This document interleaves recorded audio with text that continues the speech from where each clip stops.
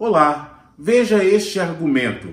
Se a gasolina do carro acabar, então o carro para.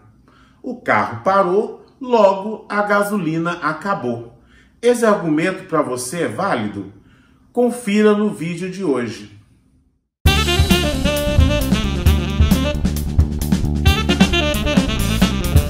Sejam bem-vindas, sejam bem-vindos ao canal Tem Lógica.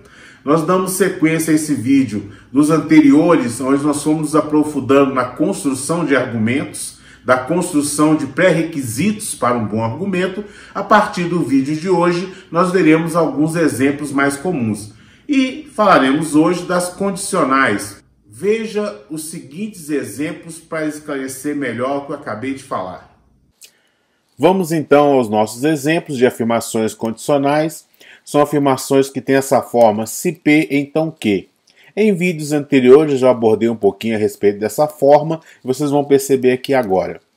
Essa apresentação desses exemplos vai seguir mais ou menos essa ordem que vocês estão vendo. Afirmações condicionais vai englobar afirmar um antecedente, afirmar o consequente e, uma vez que afirmamos o consequente, caímos em uma falácia. Ok, como é que é a forma então de uma afirmação condicional?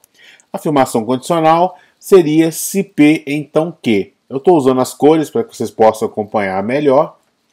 Agora, a afirmação de condicionais faz parte de algumas estruturas argumentativas muito conhecidas, E uma delas é essa que eu estou mostrando para vocês. É um argumento que tem duas premissas e uma conclusão. Se P, então Q, seria a primeira premissa. P seria a segunda premissa. Se eu construo dessa maneira, eu acabo tendo que chegar à conclusão de que Q também é verdadeiro. Como assim? Veja os exemplos que estão aqui do lado, onde eu mantenho as cores para poder orientá-los. Se você comprou o livro, o autor recebeu o royalty. Nós vimos que o então aqui ele não aparece. É comum a gente construir frases dessa maneira, deixando o então oculto, mas a ideia é que essa frase ela é uma afirmação condicional. É a minha primeira premissa, logo depois eu vou afirmar: você comprou o livro, ou seja, você comprou o livro é verdadeiro, é válido. Portanto, o autor recebeu o royalty. Por quê? Existe uma relação entre você comprou o livro e o autor recebeu o royalty. É isso que a afirmação condicional traz. Logo, se a primeira parte for verdadeira, a segunda também deve ser, já que ambas tornam a afirmação verdadeira por causa da relação entre elas. Claro, nós vamos perceber que quando nós utilizamos mais a forma do que o conteúdo, pode acontecer situações estranhas, como se você é um peixe dourado, então, está oculto de novo, sabe andar de bicicleta. Você é um peixe dourado, portanto, sabe andar de bicicleta.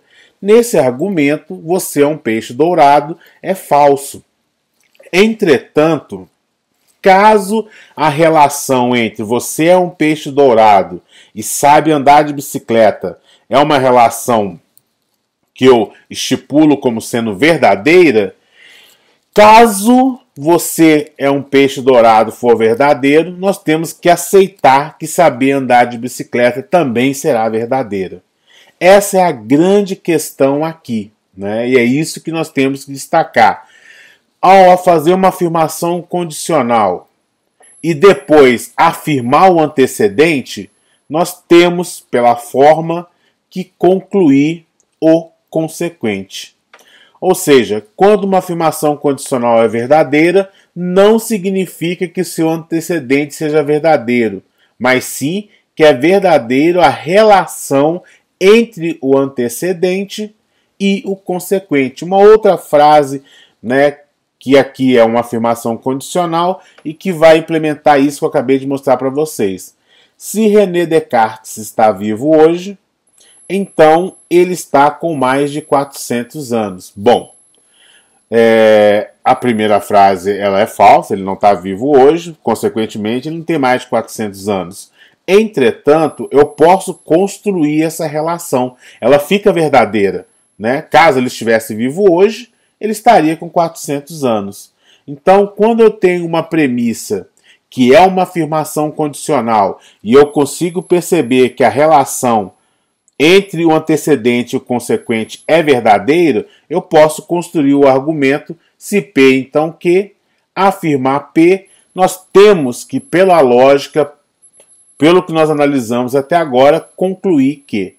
Agora, e se em vez de P como segunda premissa, eu colocasse Q? Às vezes objetivando o quê? Bom, é o que me parece, né? É a mesma forma, eu estou só trocando uma letra. É o que nós temos aqui, né? Aonde continuamos tendo na primeira premissa uma afirmação condicional, mas como segunda premissa nós vamos afirmar o consequente, querendo com isso chegar ao antecedente.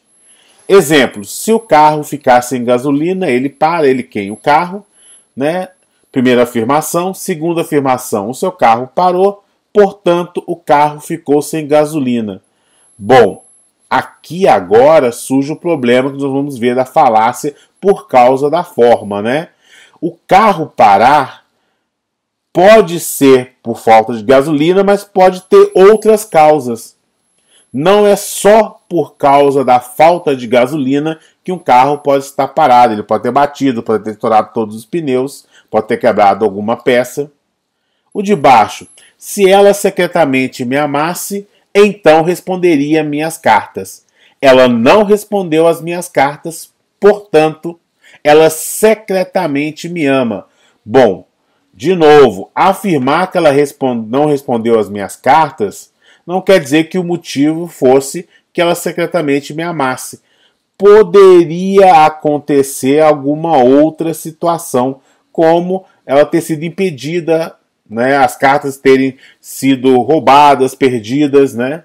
Ou seja, não é porque a forma é parecida para esse argumento, não é porque nos dois casos você tem uma afirmação de condicional em alguma das premissas, em que afirmar na segunda premissa o antecedente e o consequente me leva à mesma situação. Afirmar o consequente depois de uma afirmação condicional não me permite concluir o antecedente. Eu caio nessa situação, né? O antecedente não é sempre verdadeiro. E é isso que eu chamo de uma falácia formal, uma falácia que eu sou enganado pela forma, né? E a lógica, vocês vão ver nos próximos vídeos, está muito ligada à forma. O problema deste argumento é, mesmo que as duas premissas sejam verdadeiras, ainda assim a conclusão não é necessariamente verdadeira. Foi o que eu mostrei para vocês aqui, né? No caso do carro, não é só por causa da gasolina que ele para.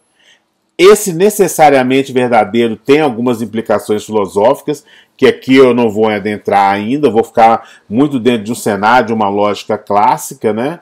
Por assim dizer, uma lógica clássica moderna.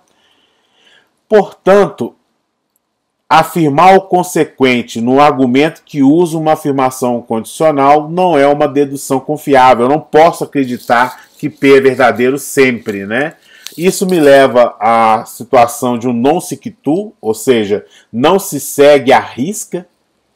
E o que nós podemos concluir é, por quê? Porque a primeira premissa não permite que o seu antecedente tenha uma única explicação. Ele vai ter várias explicações. A primeira, a afirmação do antecedente, também é conhecido como modus ponens, é bem conhecido na lógica aí, a gente até é uma das primeiras que a gente apresenta. E afirmar o consequente é uma falácia, não é uma dedução confiável. Espero que tenham gostado dos exemplos. Como foi possível conferir nos exemplos? A afirmação do antecessor não nos leva a uma falácia. Entretanto, afirmar o consequente para então concluirmos o antecessor, cai muitas vezes, nós podemos chamar de pensamento utópico. O que seria isso, né? Considerar que eu já tenho todas as condições para então efetuar a minha dedução. E o que você acha disso? Comenta aqui debaixo se você gostou dos exemplos, se você tem outros que gostaria de analisar. Vamos juntos construir esse diálogo com a lógica. Se você curtiu esse vídeo, compartilhe para que outras pessoas possam curtir também. Se você está chegando no canal agora, ative as notificações ao curtir, participe e comente. Até a próxima semana.